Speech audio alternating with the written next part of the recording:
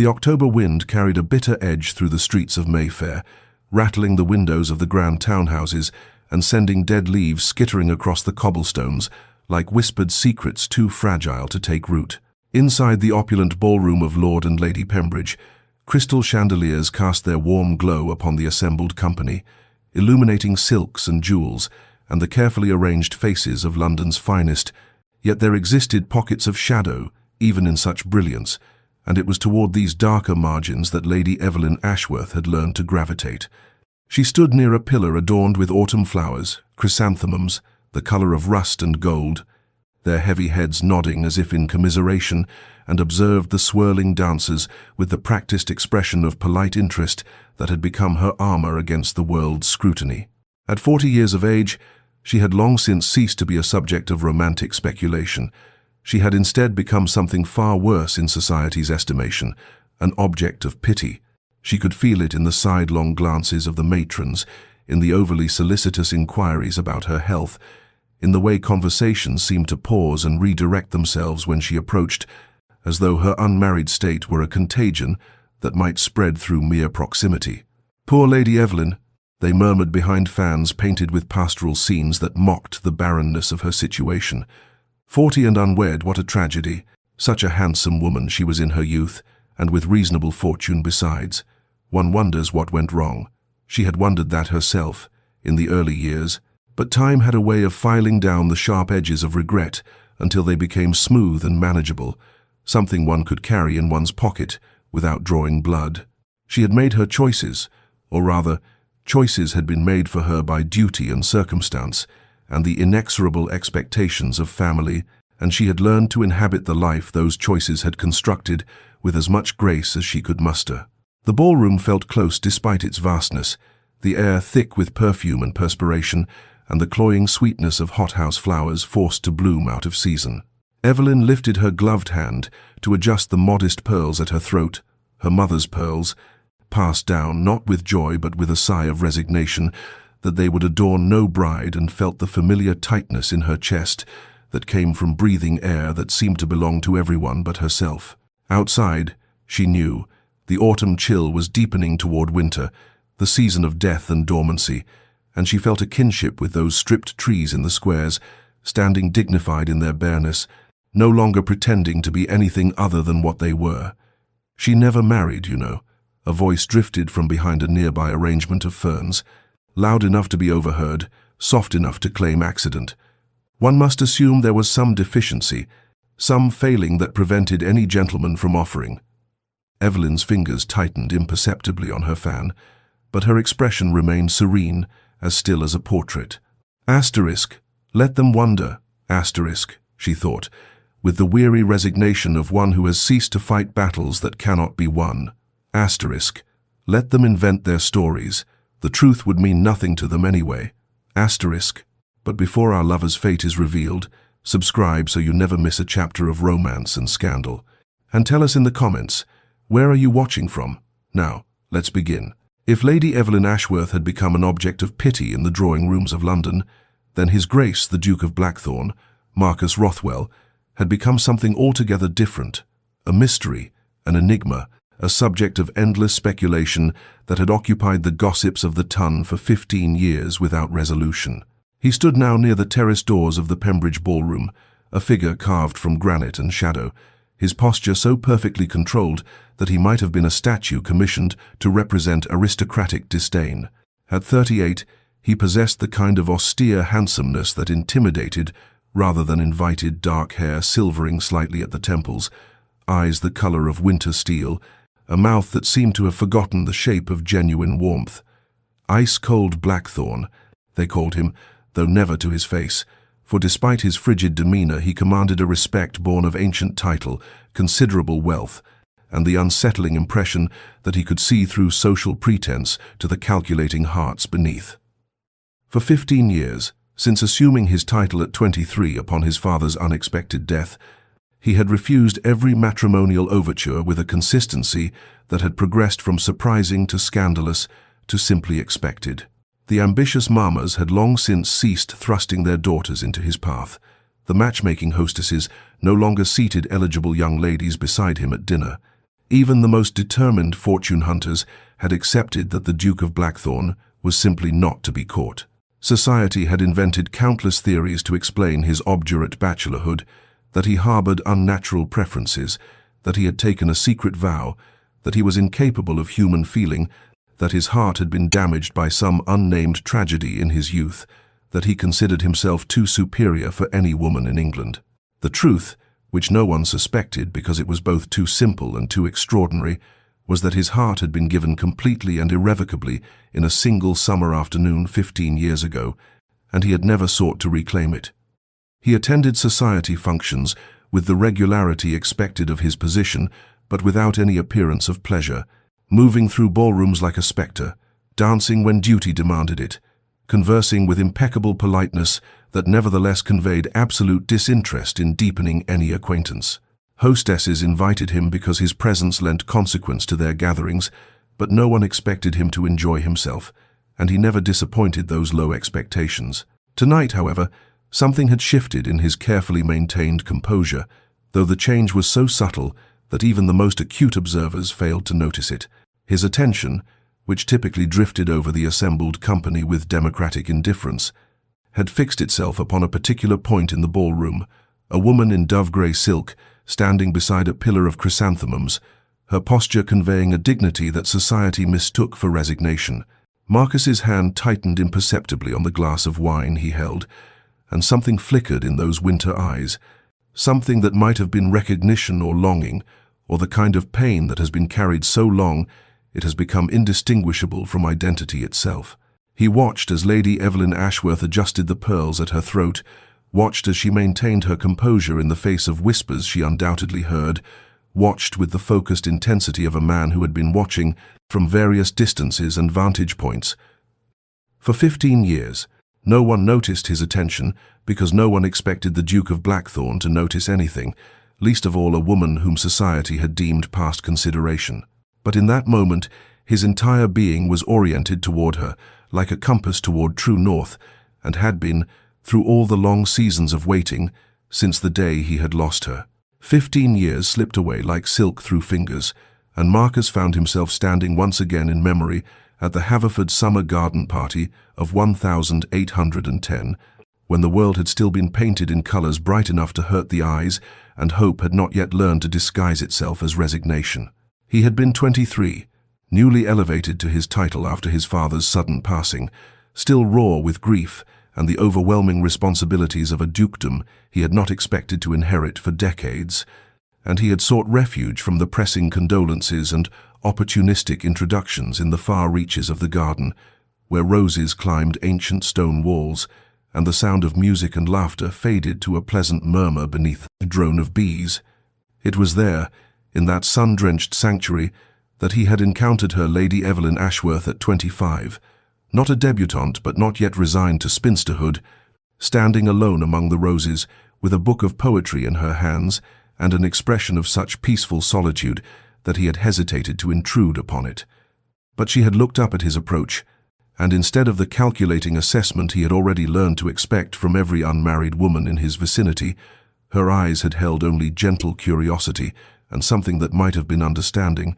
as though she recognized in him a fellow seeker of quiet spaces. They had spoken for perhaps an hour, though time had seemed to operate differently in that garden, stretching and compressing in ways that defied the steady progression of the sun across the sky. They had discussed poetry. At first she had been reading Wordsworth, and he had confessed a preference for the earlier metaphysical poets, but the conversation had deepened with remarkable swiftness, moving past the superficial pleasantries that typically bounded social exchange into territory that felt dangerously genuine. She had spoken of the burden of expectations, of the narrowness of the paths deemed acceptable for a woman of quality, of the hunger for purpose beyond ornamental existence, and he had found himself responding with an honesty he had never before risked, speaking of his father's death, of the loneliness of elevated position, of the way grief and duty could become indistinguishable from one another. She had not offered empty platitudes or attempted to redirect the conversation toward lighter matters. Instead, she had listened with her entire being, her grey eyes holding his with a directness that should have been improper, but felt instead like recognition, as though some essential part of himself that he had thought invisible was being seen and acknowledged for the first time. He had been reaching for her hand. He could still remember the exact angle of afternoon light that gilded her skin, the way a strand of dark hair had escaped her careful arrangement to curl against her neck, the precise moment when he had understood with absolute certainty that he had found the woman he would love for the entirety of his existence, when they had been interrupted by her mother's sharp voice, calling her back to the house, and she had startled like someone waking from a dream, offered him an apologetic smile that carried something of regret, and hurried away through the rose arbor. The next morning, the announcement had appeared in the papers. Lady Evelyn Ashworth was engaged to Lord Edmund Thornbury, the wedding to take place within 3 months. Marcus had read those words in his study as rain began to fall against the windows, and something inside him had simply stopped, calcified, turned to stone, and he had understood in that moment that his heart would remain forever in that sun-filled garden, offered and refused, and that every refusal he issued from that day forward would be in service to that first unspoken devotion. The morning after the Pembridge ball, Evelyn returned to Ashworth House not in Mayfair but in the quieter precincts of Bloomsbury, to the elegant but modest townhouse that had belonged to her late brother Thomas and now served as home to his orphaned children, and the woman society pitied, but who had, in the 5 years since Thomas's death, discovered a purpose that transcended the narrow definitions of feminine success that the Ton employed in its relentless categorizations. She had been 35 when Thomas and his wife had perished in a carriage accident, leaving behind 7-year-old Charlotte and 5-year-old James, and she had assumed their guardianship without hesitation, moving from her own smaller residence into this house still haunted by grief, transforming herself from spinster aunt into something approximating mother, though she never claimed that title, feeling it belonged eternally to her lost sister-in-law. The children were 12 and 10 now, poised on the edge of that transformation from childhood to whatever came next, and they had given her what society's pity could never touch: a reason to wake each morning with purpose, a love that asked nothing of her but presence and patience, a family constructed not from matrimonial success, but from loyalty and necessity, and the kind of devotion that deepens in the crucible of shared sorrow. She managed the estate with a competence that would have surprised those who thought her merely decorative, had learned the intricacies of investment and property management, corresponded with Thomas's man of business with an authority that initially surprised him and eventually earned his respect, ensured that her niece and nephew would inherit a legacy not diminished by her stewardship but enhanced by it. Charlotte was showing remarkable aptitude for languages and music, and Evelyn had secured the finest tutors, determined that her niece would have choices she herself had been denied. James was gentler, more bookish, with Thomas's thoughtful temperament, and she protected his sensitivity in a world that would too soon demand he perform a masculinity foreign to his nature. In the afternoons, when lessons were complete and before dinner preparations began, Evelyn often retreated to the small walled garden behind the house, a space she had cultivated over the years into something approximating beauty despite the London soot and limited sun, and it was there, among the roses she tended with her own gloved hands and the herbs that grew in careful rows, that she allowed herself to feel the weight of what society named failure and what she understood, in her most honest moments, to be a life both smaller and richer than she had once imagined. She thought sometimes of that summer garden 15 years ago, of the conversation that had felt like a door opening onto possibilities she had not known existed, of the young Duke with grief in his eyes and intelligence in his conversation, and she wondered, as she had wondered countless times across the years, what might have happened if her mother had not called her away, if duty and family pressure had not already determined her path, if she had possessed the courage to reach back when he had reached forward. But such thoughts were indulgent, belonged to a younger woman who still believed in the rearrangement of fate. And Evelyn had learned to find contentment, if not joy, in the life she had been given, and to measure her worth not by society's cold calculations, but by the love in Charlotte's eyes when she mastered a difficult passage of music, by James's trust when he brought her his fears and questions, by the garden that bloomed despite unfavorable conditions, by the quiet dignity of a life lived in service to something larger than her own disappointed hopes. The Dowager Duchess of Blackthorn, Lady Henrietta Rothwell, was a woman of considerable perception and even greater determination. qualities that had served her well through 6 decades of navigating society's treacherous waters, and which she now employed in what she privately considered her final great project, and the salvation of her nephew from a loneliness that had calcified around him like armor these 15 years past. She was one of perhaps 3 people in England who knew the truth of Marcus's perpetual refusals, having extracted the confession from him one winter evening, 7 years prior, when grief and solitude had temporarily weakened his formidable defenses, and she had watched with mingled admiration and frustration as he maintained his vigil for a woman he believed forever, beyond his reach, married to another, lost to him as completely as if she had died. But Henrietta possessed an intelligence network that would have impressed the Foreign Office, comprised of ladies' maids and footmen and distant cousins positioned throughout London's great houses, and she had learned within days of Lord Edmund Thornbury's death 5 years ago that the marriage had been unhappy, that Evelyn had been released from that prison, if not into happiness, then at least into the quieter sorrows of widowhood and purpose,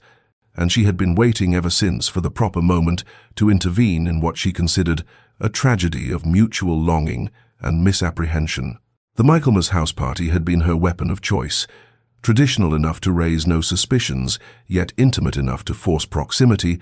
and she had composed her invitation to Lady Evelyn Ashworth with the care of a general planning, a decisive campaign, emphasizing the informal nature of the gathering, the presence of several blue-stocking ladies who shared Evelyn's intellectual inclinations,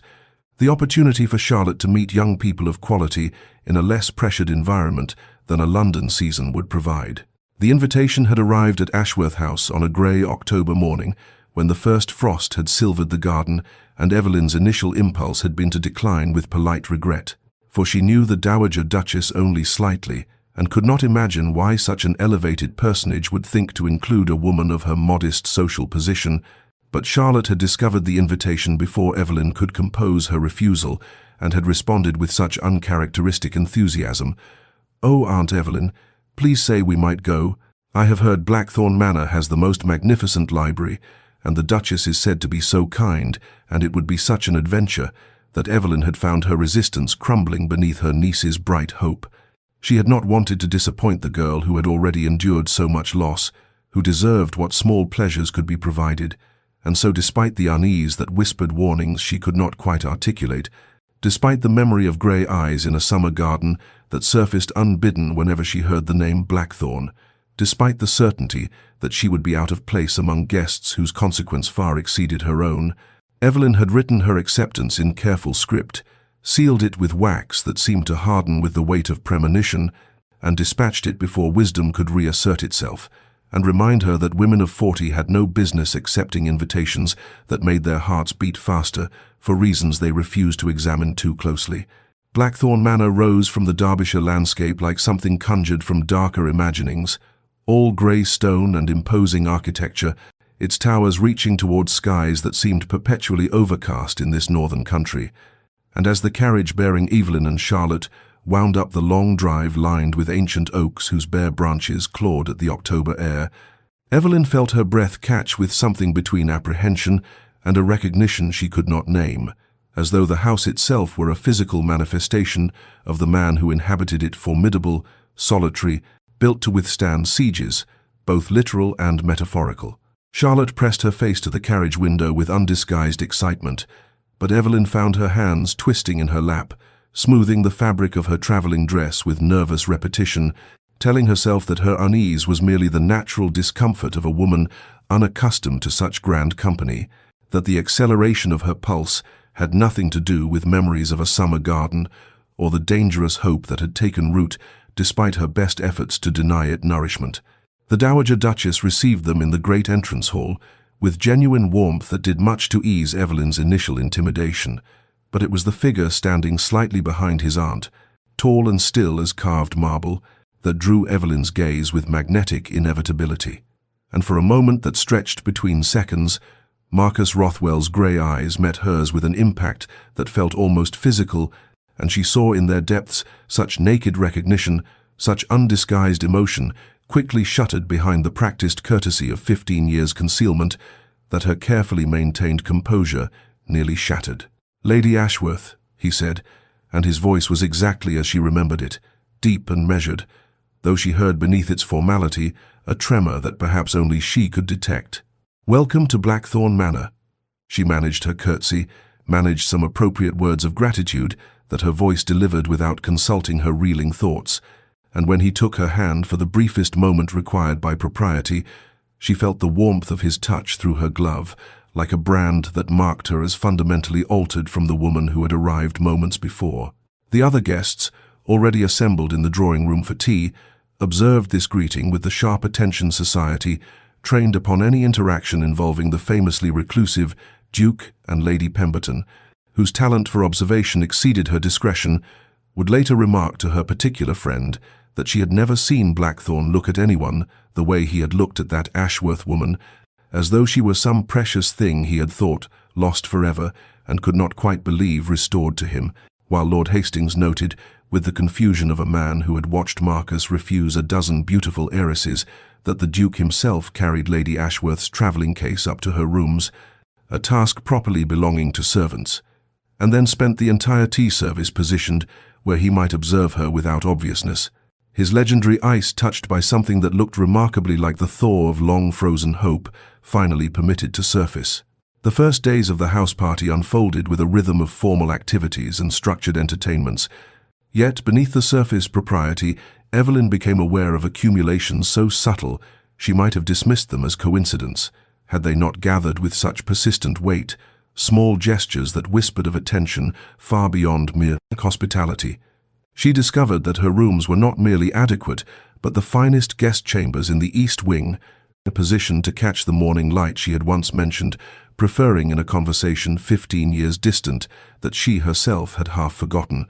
the windows overlooking gardens designed in the Italian style, with stone paths winding between boxwood hedges that held their green even in October's decline. At breakfast the first morning, she found without requesting it a pot of the specific Chinese tea she favored,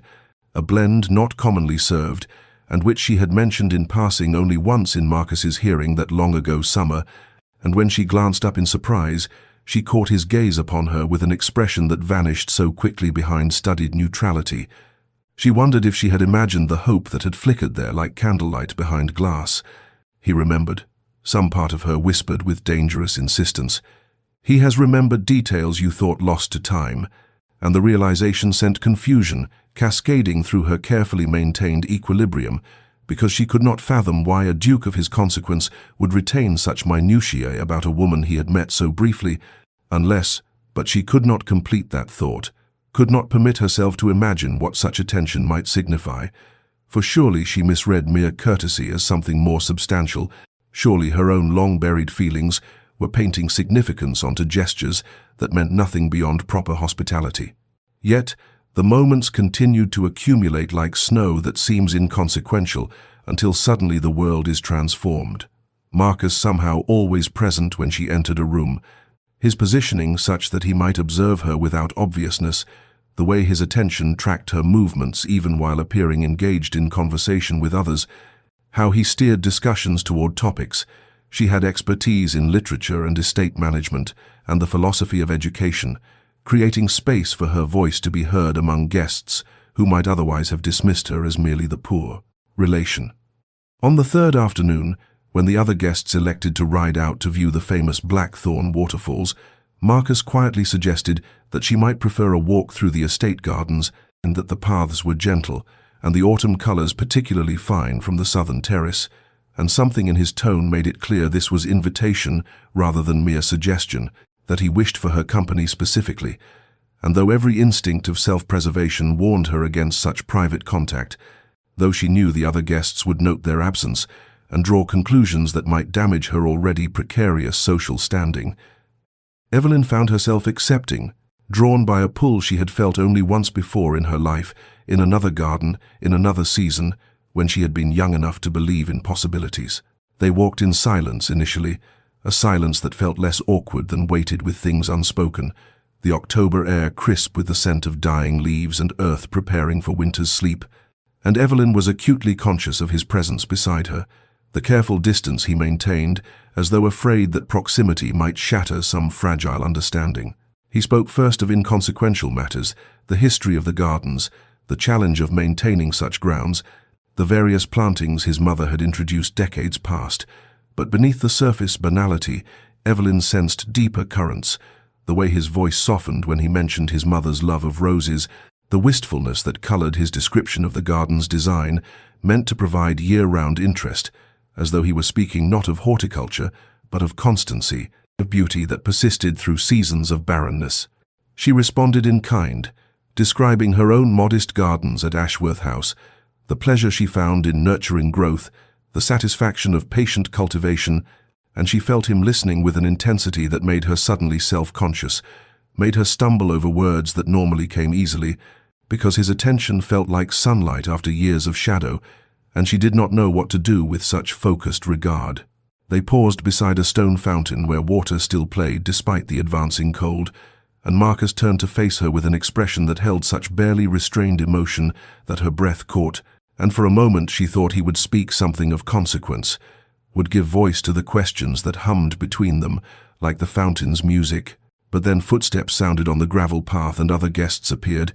and whatever he had been about to say was lost, shuttered behind the courteous mask he wore for the world, leaving Evelyn with the aching certainty that she had been on the cusp of understanding something that might alter everything,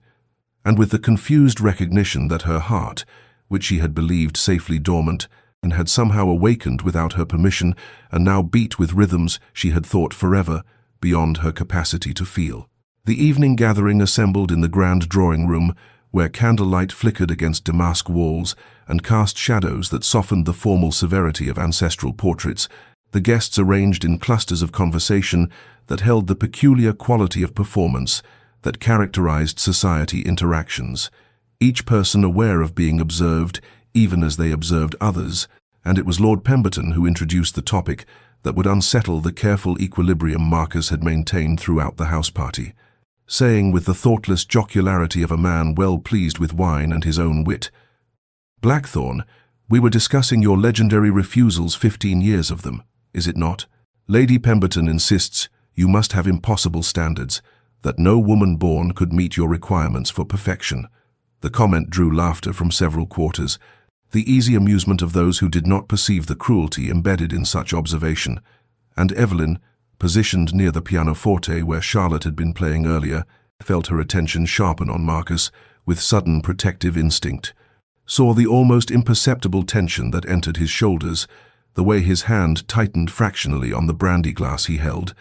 the careful neutrality that descended over features she was learning to read for their subtle variations. "Perhaps," Lady Pemberton added with the archness she mistook for charm, "the Duke awaits some mythical creature of perfection who exists only in imagination,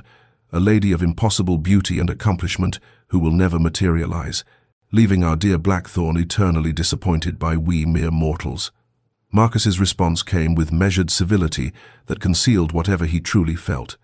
"Perhaps I simply value constancy over novelty, Lady Pemberton, and prefer to wait for what matters rather than settle for what merely suffices." And though his tone remained courteous, Evelyn caught the edge beneath the words, the suggestion of depths these guests could not perceive, and she found herself wondering what constancy he spoke of, what it was he waited for with such patience that society interpreted as cold rejection. The conversation moved onward, as conversations do, turning to other gossip and observations, but Evelyn remained disturbed by what she had witnessed, by the discomfort Marcus had tried to hide, by the sudden conviction that his 15 years of refusals carried significance these people could not fathom, that behind his legendary coldness lay something far more complex than mere fastidiousness or impossible standards. She excused herself early, claiming fatigue though she felt anything but tired, her mind too active with questions that multiplied like shadows, and she sought refuge in the library where she had noticed earlier, a collection that included several volumes she had long wished to read, thinking that losing herself in literature might quiet the confusion that had plagued her since arriving at Blackthorn Manor. The library occupied the west wing, a room of generous proportions lined floor to ceiling with books whose leather spines gleamed in lamplight, and she was examining a particularly fine edition of poetry when footsteps sounded behind her and Marcus's voice, quiet and somehow tentative in a way his public persona never allowed, said, "I hope I am not intruding. I often come here in the evenings, but I can leave if you prefer solitude." She turned to find him standing in the doorway with an uncertainty that seemed at odds with his usual assurance, and something in that vulnerability made her bold enough to say, "Please, stay, it is your library after all, and I confess I would welcome company that does not dissect one's character for entertainment." He stepped into the room fully then, and she saw relief cross his features like sunlight breaking through clouds, and he said, "They do not mean harm. Most of them, they simply cannot conceive that some choices arise from conviction rather than caprice," and there was in his voice such quiet weariness that she felt her heart contract with sympathy. "What conviction?" she asked, the question emerging before discretion could prevent it, and for a long moment he simply looked at her with those grey eyes that seemed to hold winter storms and summer skies in equal measure, and she thought he would retreat behind formality, would deflect as he had deflected Lord Pemberton's intrusive humour, but instead he said, "The conviction that some things are worth waiting for, that constancy has value even when the world names it foolishness." And though his words remained oblique, Evelyn felt their weight settle around her like a cloak, both frightening and strangely comforting, as though she stood on the threshold of understanding something that might alter everything she had believed about her life and its limitations. The morning after the library encounter brought grey skies that pressed low over Blackthorn Manor, the kind of weather that seemed to mirror Evelyn's internal state of confusion and dawning awareness, and she found herself in the conservatory, examining orchids she barely saw, while her mind turned ceaselessly over Marcus's words about constancy and waiting, about things worth the patience of years. She was so absorbed in her thoughts that she did not hear the Dowager Duchess approach until that formidable woman's voice, warm with affection and something that sounded like determination, said, "My dear Lady Evelyn, I wonder if you might spare me a moment. There is a matter I feel compelled to discuss, though my nephew would likely consider it interference of the most egregious sort." Evelyn turned to find the elderly Duchess regarding her with eyes remarkably similar to Marcus's,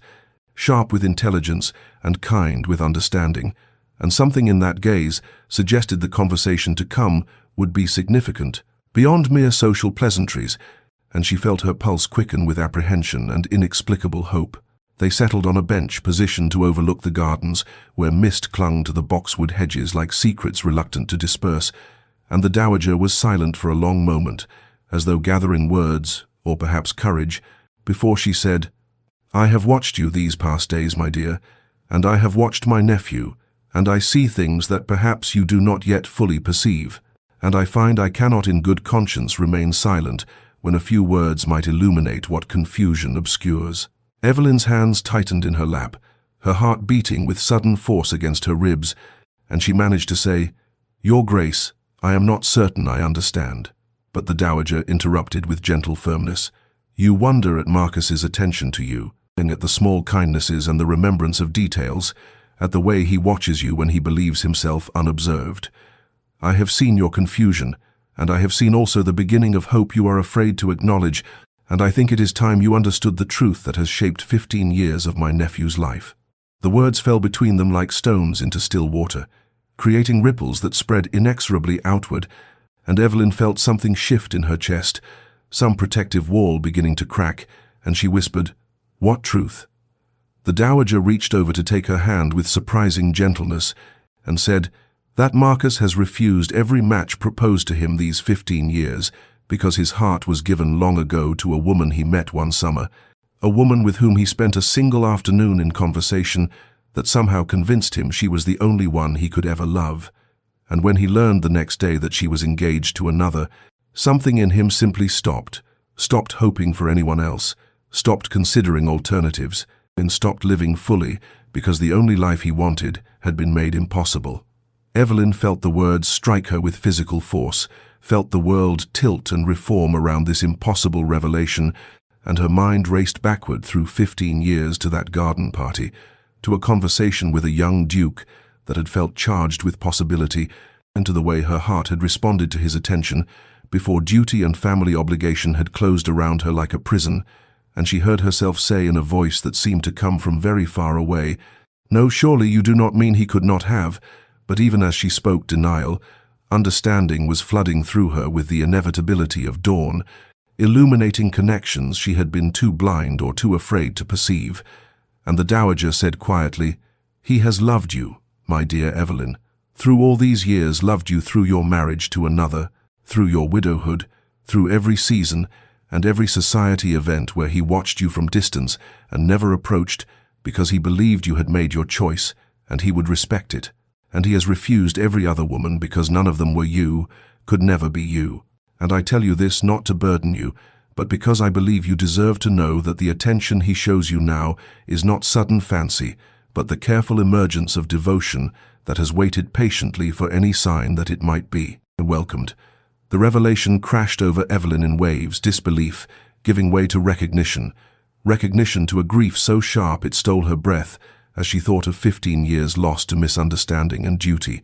And beneath the grief arose something more dangerous, more terrifying in its intensity, hope, fragile and insistent, whispering that perhaps it was not too late, that perhaps the autumn of her life might hold possibilities the spring had denied. And she wept, then, tears she could not contain, while the dowager held her hand and the mist slowly lifted from the gardens beyond. Weeks passed after Evelyn's departure from Blackthorn Manor, weeks that moved with the strange quality of time that seems both impossibly slow and frighteningly swift,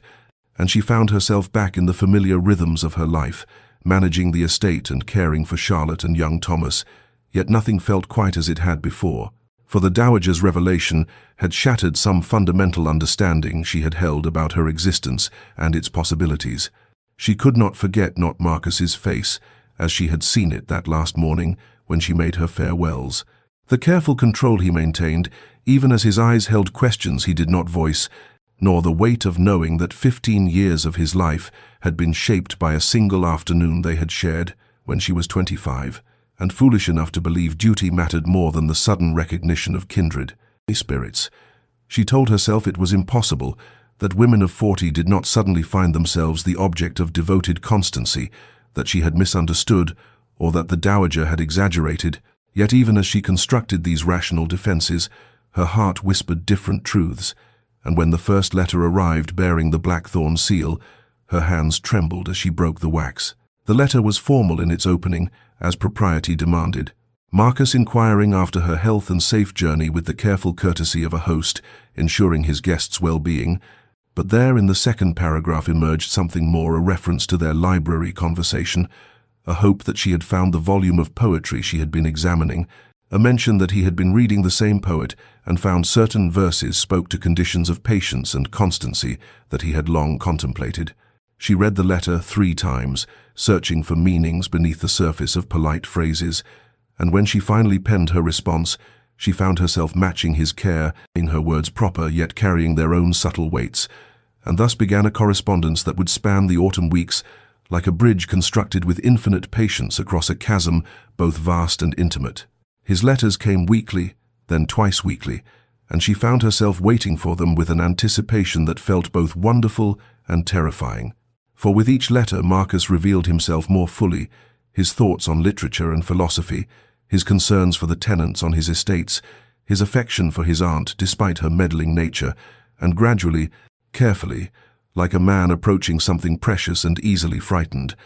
references to the past and to waiting, and to the peculiar pain of loving from distance while respecting another's choices. She learned that he had attended her husband's funeral from the back of the church, unseen and offering no condolences because he had no right to comfort her, that he had watched her take on the care of her brother's children after the carriage accident, and had admired her courage from afar, that every refusal he had made to marriage proposals over 15 years had been measured against the memory of one perfect afternoon when conversation had flowed like water, finding its natural course, and he had known with absolute certainty that this was the woman with whom he wished to spend his life. Evelyn wept over that letter, wept for the young Duke who had loved silently while she had been trapped in a marriage made for duty that brought neither happiness nor fulfillment,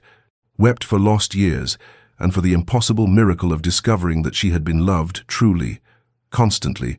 patiently loved through all the seasons when she had believed herself merely tolerated by a world that pitied her unmarried state. Autumn arrived in earnest, painting the trees in golds and crimsons that reminded her she stood in the autumn of her own life. And yet the season brought not the chill of endings, but an unexpected warmth, for Marcus's letters continued, and her responses grew less guarded, and she began to allow herself the dangerous luxury of hope, began to wonder whether it might not be too late after all, whether life might yet hold chapters she had believed forever closed,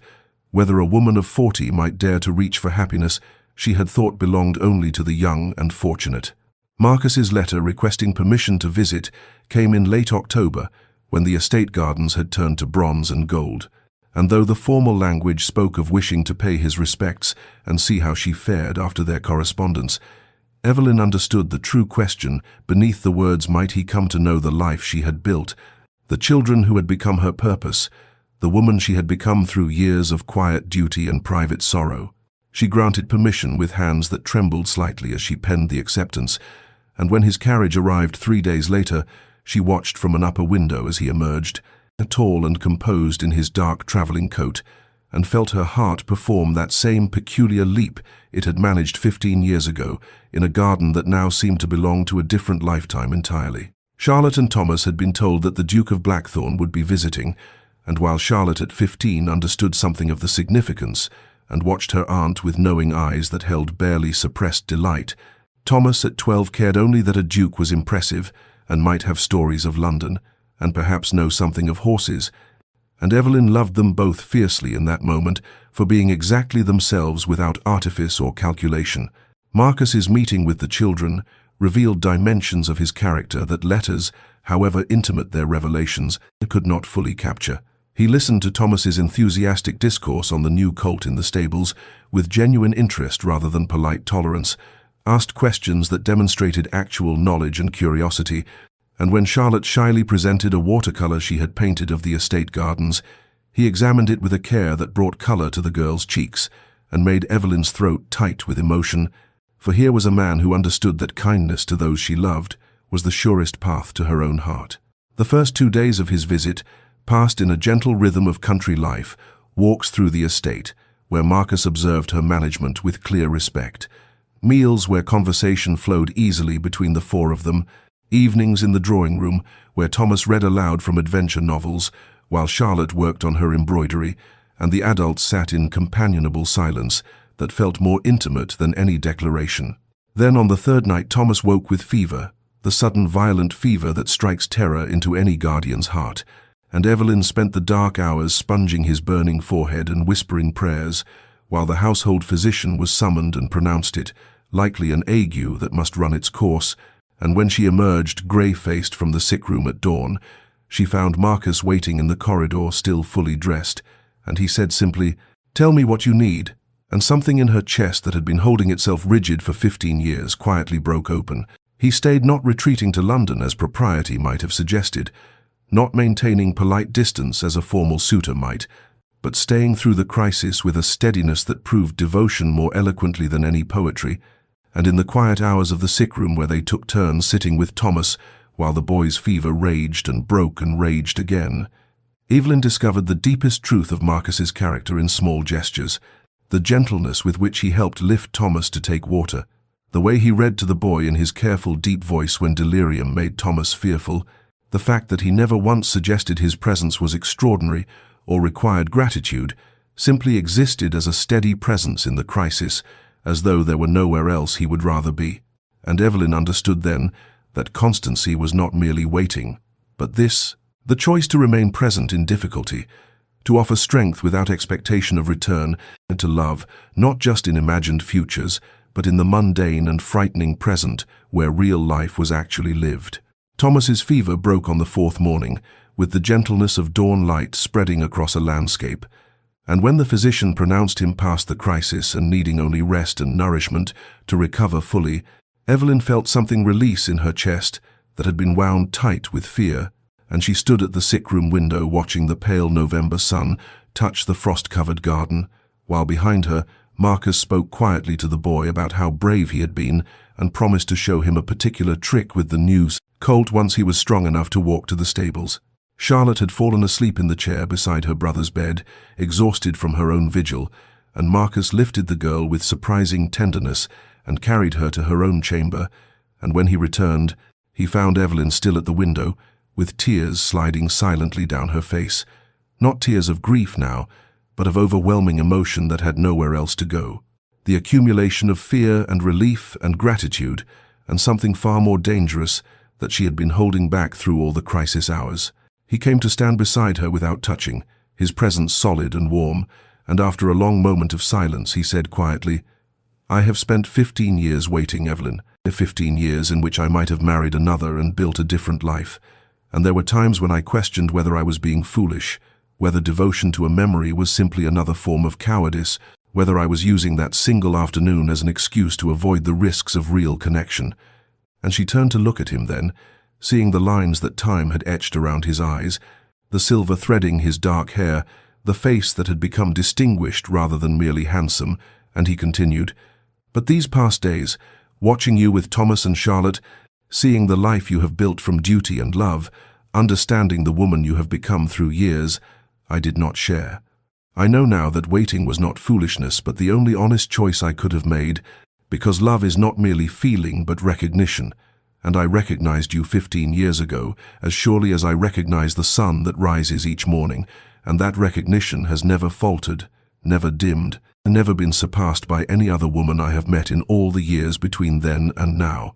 His words broke something open in her that had been sealed since the morning 15 years ago, when she had accepted another man's proposal because her father had said it was a good match, and her duty was clear, and she wept. Then not quietly, but with the full force of grief for time lost, and for the young woman who had made a choice she thought was right, and had paid for it with years of quiet unhappiness, wept for the constancy she had not known existed until it was revealed to her, wept because at 40 she had believed all chances for genuine love had passed her by, and yet here stood a man who had waited through 15 years of refusals and loneliness because he had recognized in her something worth waiting for. And when Marcus finally touched her, his hand gentle on her shoulder, she turned into his embrace and let herself be held while the November sun climbed higher. And somewhere in the house, the sounds of morning routine continued, and Thomas slept peacefully in his bed, and the world went on turning. But here in this quiet room, two people who had been waiting for 15 years finally allowed themselves to acknowledge that the waiting might be reaching its end. When she could finally speak through the subsiding tears, Evelyn pulled back slightly from Marcus's embrace, her hands trembling as she wiped at her wet cheeks with a gesture that held something almost apologetic, as though she had committed some breach of propriety by allowing him to witness the fullness of her grief and confusion, and she said in a voice still thick with emotion, "You must understand 15 years ago, when my father told me that Lord Ashworth had made an offer, I was 25 and already considered nearly on the shelf, and my father's investments had failed, and my younger sisters needed dowries, and Lord Ashworth was wealthy and respectable and willing to overlook my advanced age." And Marcus remained very still, listening with an intensity that made her feel truly heard, perhaps for the first time in her life, and she continued, "I thought of you of that afternoon in the garden, and of the conversation we had shared about poetry and philosophy, and all the things that mattered to me that no one else seemed to care about. And I told myself I was being foolish, that a single conversation with a gentleman I barely knew could not be grounds for refusing a practical match, that duty and family obligation mattered more than the peculiar recognition I had felt when you looked at me as though you truly saw beneath the surface to something worth knowing." Her voice cracked on the final words, and she pressed her fingers to her lips for a moment before forcing herself to continue. "The marriage was not cruel, Lord Ashworth was not unkind, merely indifferent, and I learned quickly that the life of a wife whose purpose was to manage households and appear appropriately ornamental at social functions was a small life, a life of surfaces without depth, and I performed my duties adequately and tried not to think of that garden conversation too often because it hurt too much to remember that someone had once spoken to me as though my thoughts mattered, as though I was more than merely adequate." And she saw something tighten in Marcus's jaw,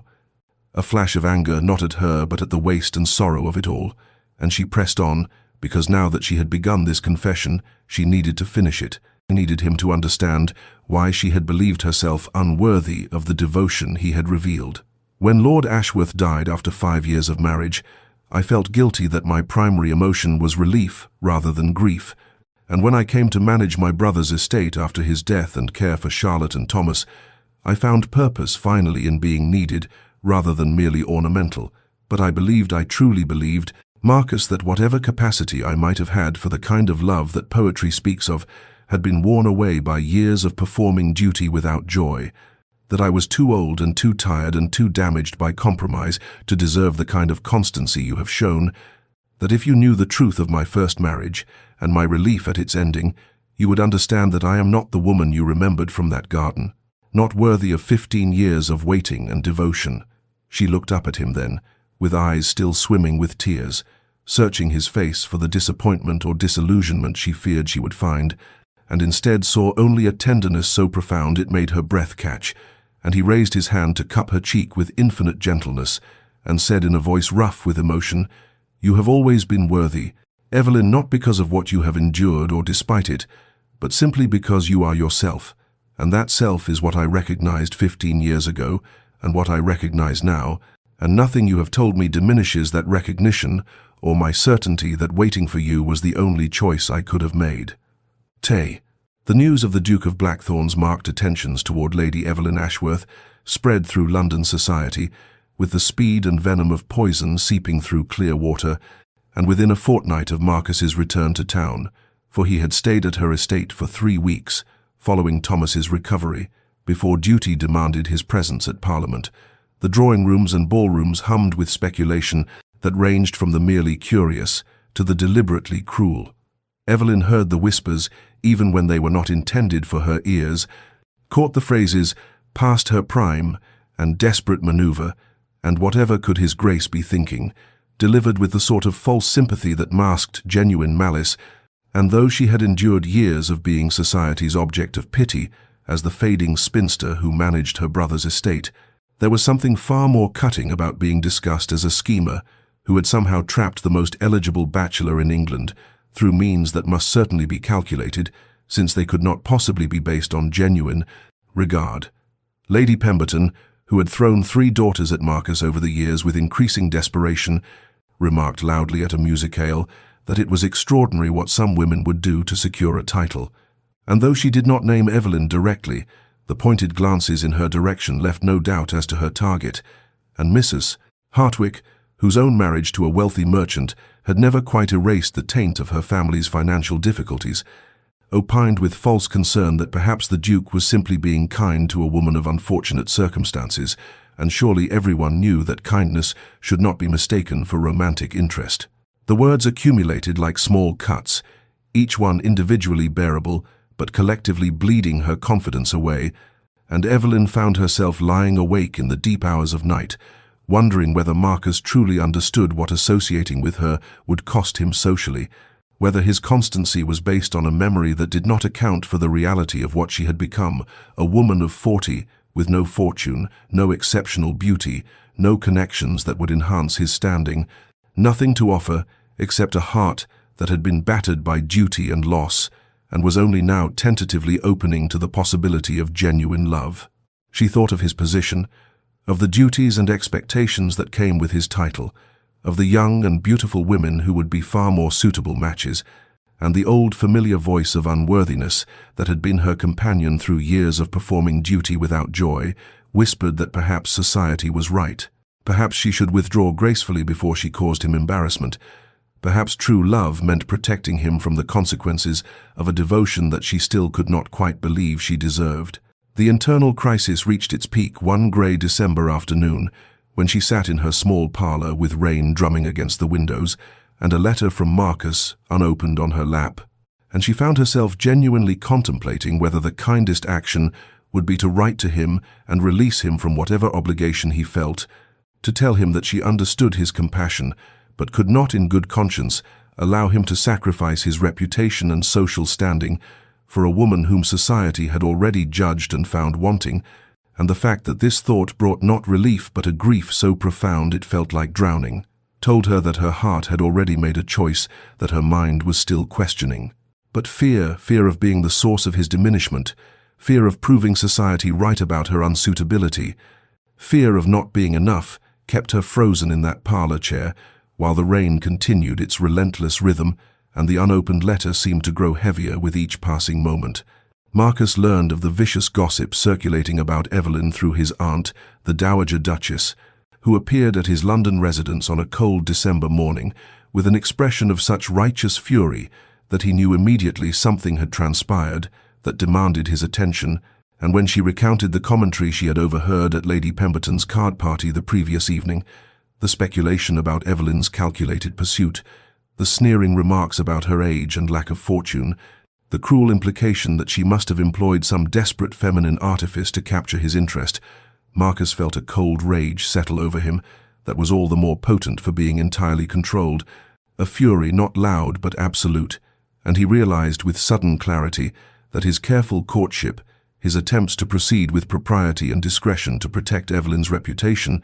had instead left her vulnerable to the very cruelty he had hoped to spare her, that his silence about his intentions had created a vacuum that society's worst impulses had rushed to fill with poison. He made his decision in that moment, and within 2 hours he had sent word to every family of consequence in London that the Duke of Blackthorn would be attending the Haverford ball that evening, and that he wished Lady Evelyn Ashworth to be informed of his particular desire for her presence, a message so deliberate and formal that it could not be misinterpreted. And when evening arrived, he dressed with unusual care and arrived at the Haverford residence early, positioning himself near the entrance with a visibility that was entirely intentional for a man who typically preferred the shadows of social gatherings. Evelyn arrived with Charlotte as her companion, and he saw the moment she noticed him, saw the flash of uncertainty and something like fear cross her face, and he moved toward her immediately, with a purposefulness that drew every eye in the crowded ballroom, and he bowed over her hand with a formality that would have been appropriate for royalty, and said clearly enough for those nearby to hear, "Lady Evelyn, you honor me with your presence. I have been anticipating this evening with particular eagerness, as there is a matter of some importance I wish to make known." And he offered his arm and led her to the center of the room, where the crowd parted instinctively before them. And in that moment, when the music had ended and conversation had dimmed, and all of London society seemed to hold its breath, Marcus turned to face the assembly with Evelyn's hand still resting on his arm,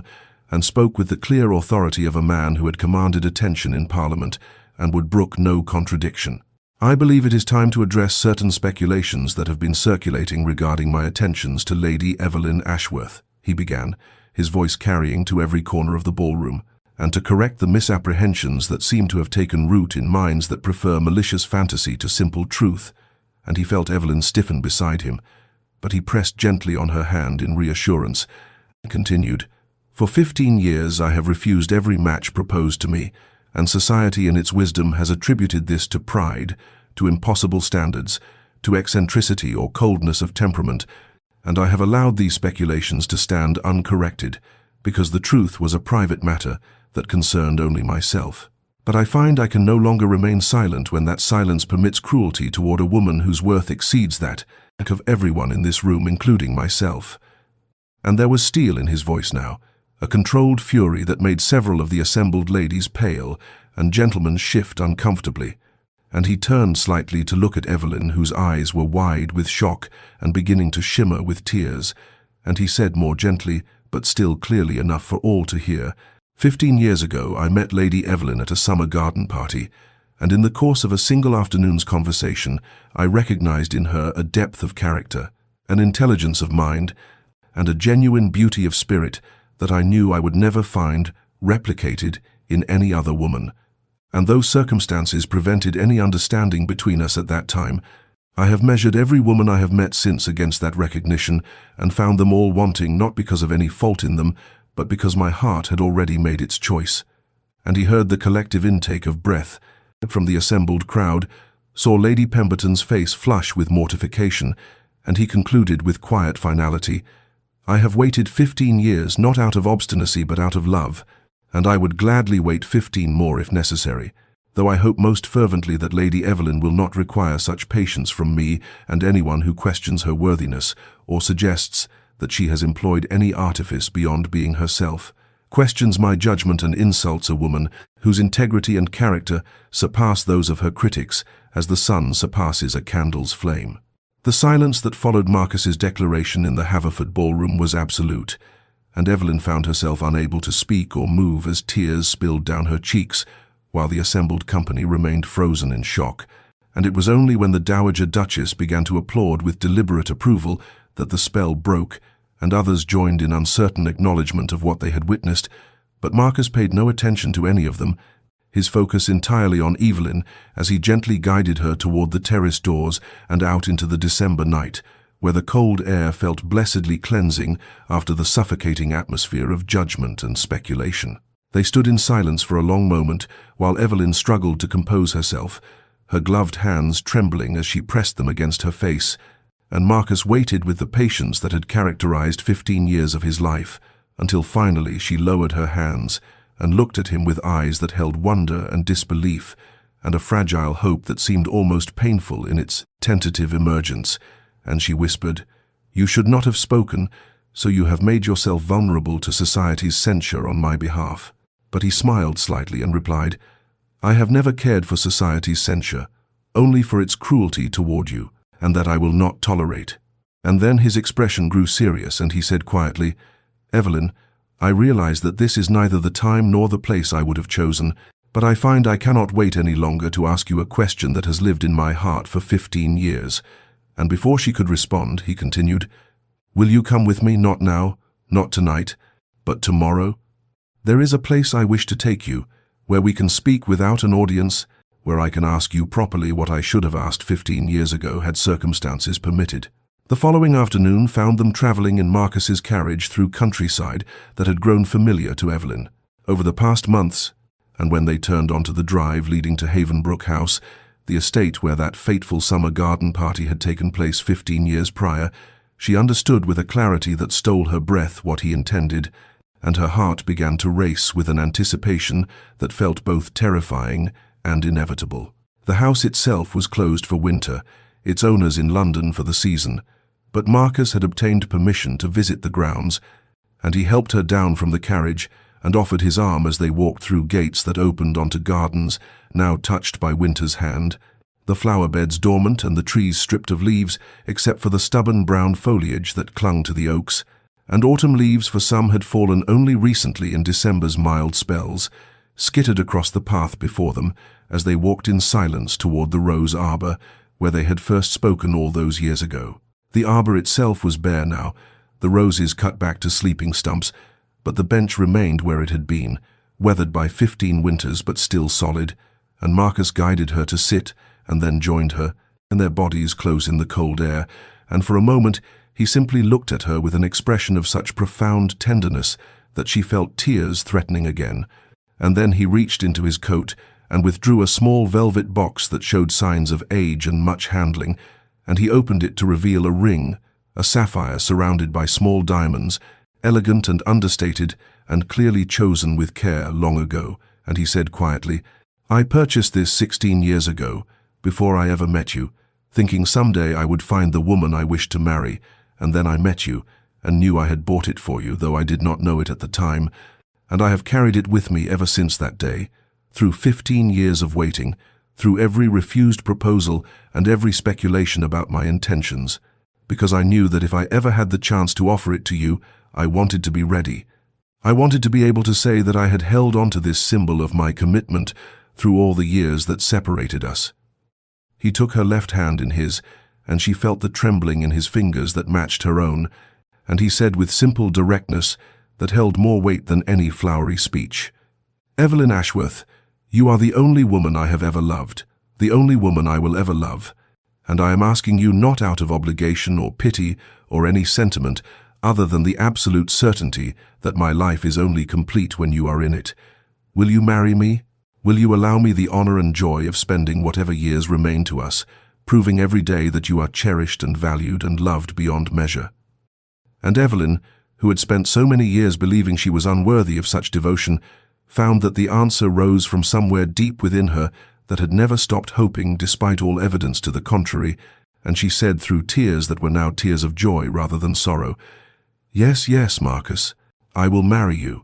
And as he slipped the ring onto her finger where it fit, as though it had been made for her alone, the winter sun broke through the clouds overhead, and illuminated the dormant garden with unexpected warmth, and she thought that perhaps life was like these gardens, seeming dead in winter, but holding beneath the surface all the promise of spring's eventual return. Months passed, and the winter that had witnessed their engagement softened into early spring, and with the changing season came the gradual transformation of their private understanding into public reality through the countless details that comprised wedding preparations, though Evelyn found herself perpetually startled by how different this process felt from her first engagement 15 years prior. Then she had been swept along by her family's ambitions and societal expectations, her own desires secondary to duty, but now every decision was made together with Marcus,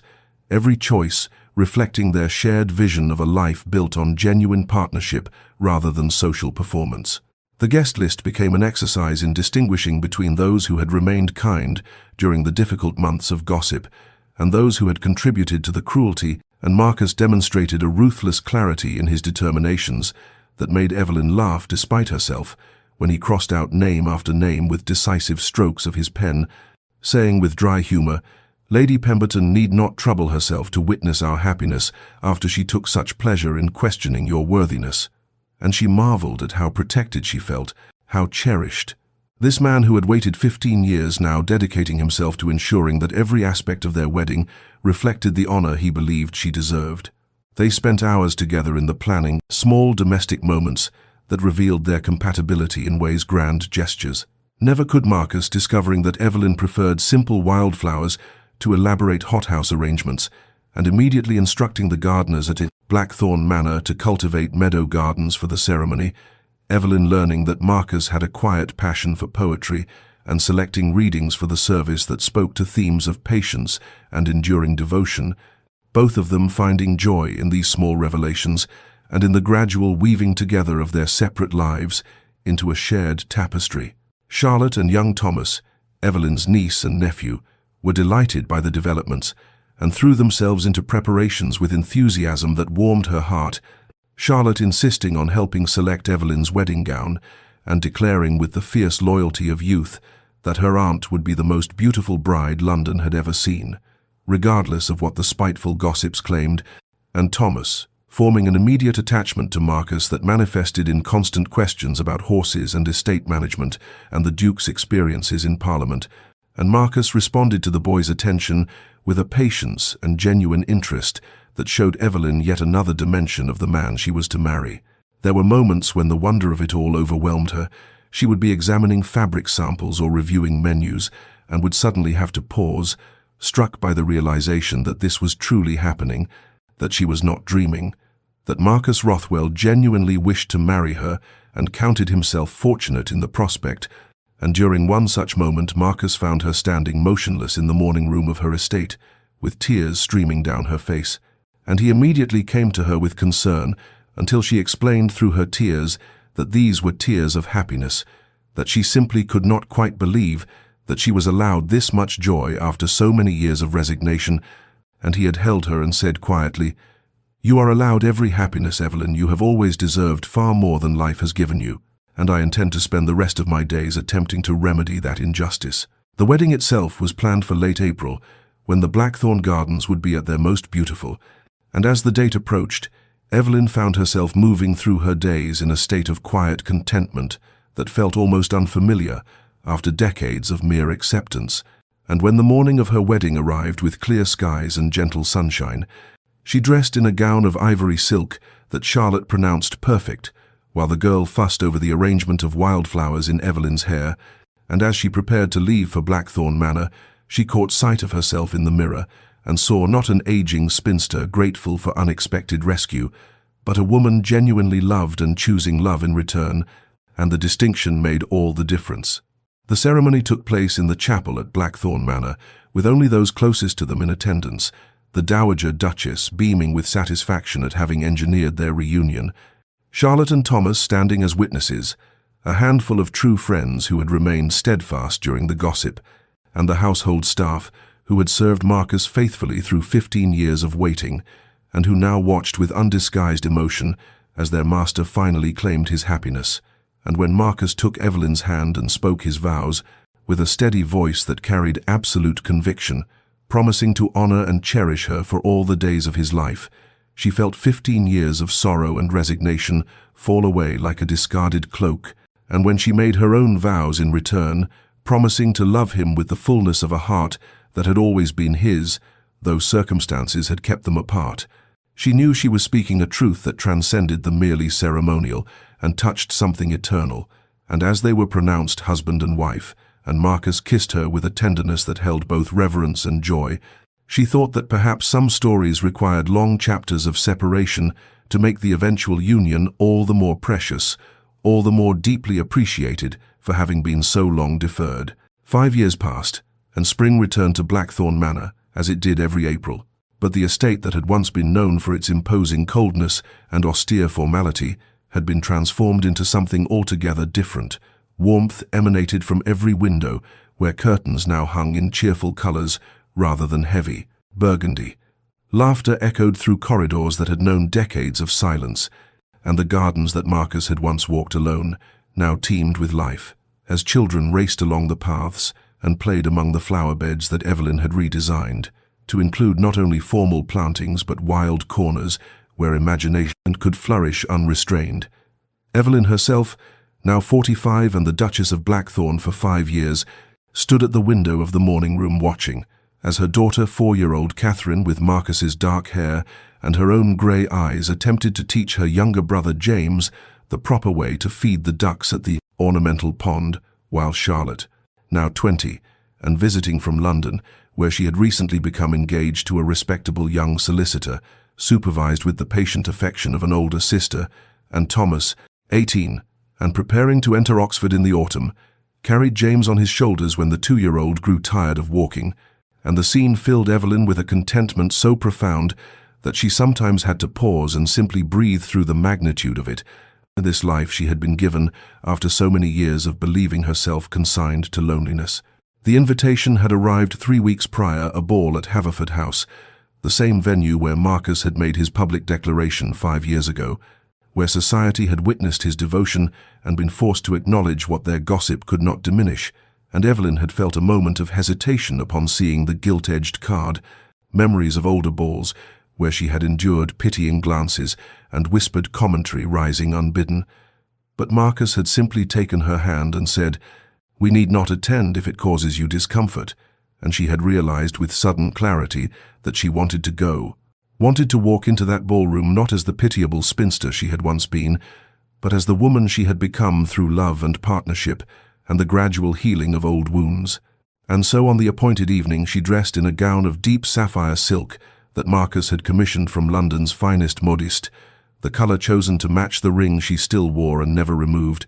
and when she descended the stairs to find him waiting in the entrance hall, dressed in formal black that emphasized the silver now threading through his dark hair, he looked at her with an expression of such open admiration that she felt beautiful, not because society might deem her so, but because he saw her thus, and his opinion was the only one that had ever truly mattered. They arrived at Haverford House as the ball was well underway, and when they were announced His Grace the Duke of Blackthorn and Her Grace the Duchess, Evelyn felt the familiar hush fall over the nearest guests, but this time the silence held no malice, only curiosity and a certain respect. For the story of the Duke who had waited 15 years had become legend in the 5 years since their marriage, and society had been forced to acknowledge that what they had dismissed as impossible had proven to be simply inevitable, requiring only patience and the courage to claim it when the moment arrived. As they moved through the ballroom, Evelyn found herself comparing this entrance to that ball 5 years ago, when she had walked alone, enduring scrutiny and pity, and the contrast was so stark that she had to press Marcus's arm for reassurance, and he understood immediately, drawing her closer and murmuring, "You are the most remarkable woman in this room, and I am the most fortunate man in it." And she believed him because 5 years of marriage had taught her that Marcus never spoke anything but truth, especially in matters of the heart. The ball concluded near midnight, and they returned to Blackthorn Manor through roads silvered by moonlight, both pleasantly tired from dancing and conversation, and as their carriage rolled up the familiar drive, Evelyn felt Marcus's hand tighten around hers in a gesture that had become their private language, for contentment, for coming home not just to a place but to each other, And when they entered the house, they found the Dowager Duchess still awake in the drawing room despite the late hour, reading by the fire and waiting to hear Catherine recite a poem she had memorized that day. And this simple domestic scene, the grandmother's patience, the child's earnest performance, Marcus's quiet pride as he lifted his daughter onto his knee to listen,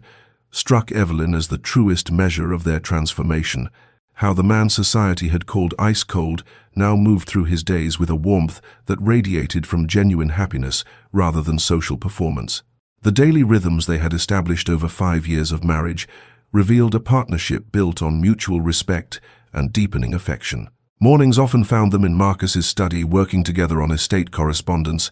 Evelyn having proven herself remarkably skilled at managing the various properties and investments that comprised the Blackthorn holdings,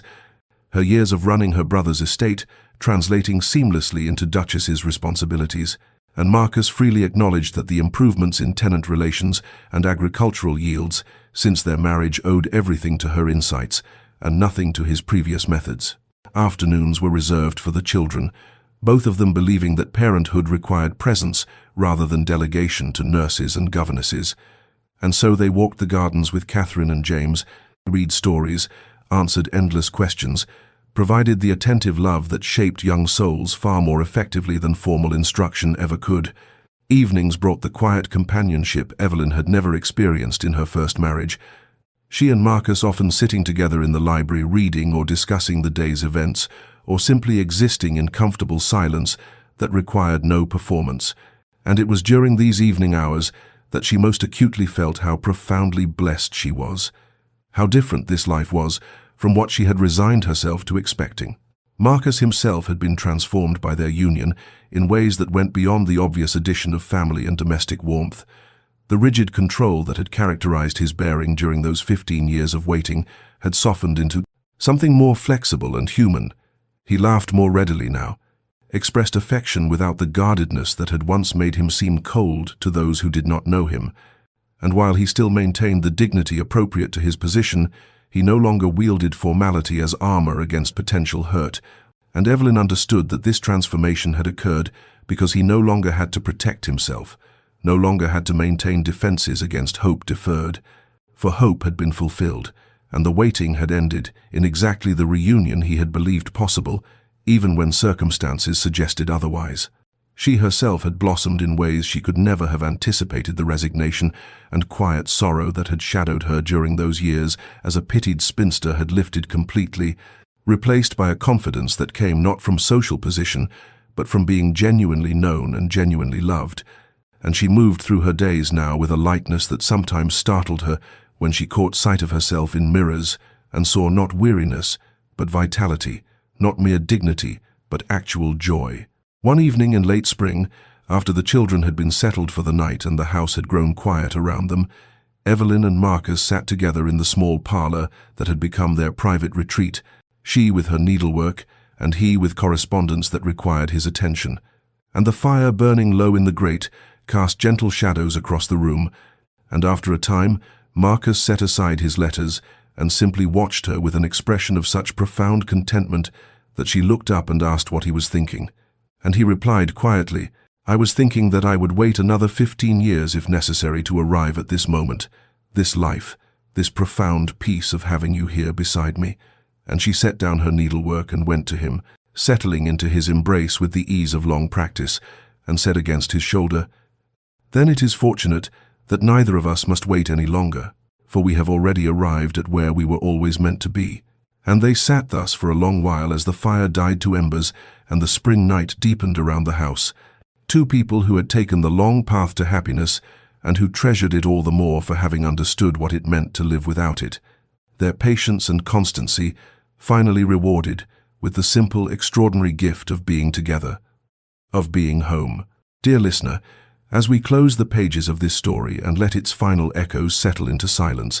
I would ask you to consider what we have witnessed together in the lives of Evelyn and Marcus, for theirs is not simply a tale of romance recovered or patience rewarded, but rather a profound meditation on the truth that love recognizes no timeline imposed by society, no expiration date stamped upon the human heart by those who measure worth in youth and novelty rather than depth and constancy. How often we are told, are we not, that certain seasons of life must contain certain experiences, that if love has not arrived by a particular year, then it never shall, that those who reach 40 or beyond without having secured affection are somehow finished with that chapter, relegated to watching from the margins, while others live the stories they themselves have been denied. And yet, Evelyn's life demonstrates the falseness of such cruel arithmetic, for at 40 she stood at what she believed was the end of possibility, and society agreed with her assessment, pitied her for it, whispered about her at balls, and gathered her into that category of women deemed surplus to the marriage market.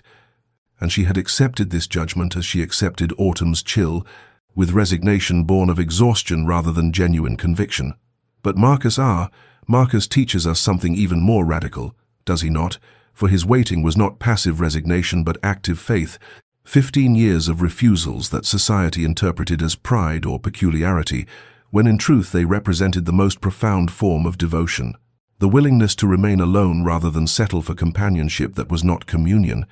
to endure speculation and criticism rather than betray the truth of his heart. And in this he shows us that real love does not fade with time but rather deepens, becomes more certain, more willing to wait, because it recognizes something worth waiting for. Consider how their story contradicts everything we are taught about timing and readiness, how Evelyn at 40 possessed depths of character that her 25-year-old self could not have offered,